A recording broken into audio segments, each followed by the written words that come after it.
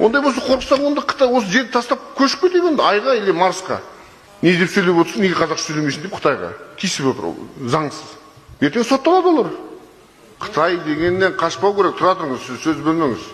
Халықты адастырып Қытайға қарсы қоюға болмайды. Қайта сол Қытайларға көмектесіңіздер сіздер.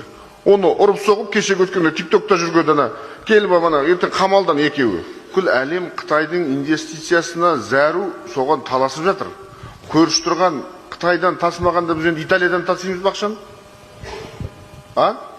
Сол себепті бұл Қытайлар келіп жатса, ол ойнап жүрген жоқ қой, келіп осында біздің жолымыз салайын деп жатыр ғой. Егерде олардың талабына сай жұмыс істей алатын болса, неге жергілікті мамандарды тартпасқа? Тартамыз. Мамандары ғана Қытайлар болады да негізгі жасайтындар. Ал енді қарапайым сол дипломы жоқ, сол қара жұмыс жасайтын жергілікті халықты тартамыз, не істейміз басқа? Егер диплом болса, оны тартайық. Қытайда ақша бар. Қаншама жыл саламыз едік, өзіміздің осы темір жолды. Ешкім салмай қойды ғой. Айланып Қытайға салдырайын деп жатырмыз. Қайта президент пен Си Цзиньпинге рахмет, осы екі елдің арасындағы барыс келісті визасыз режим жасады.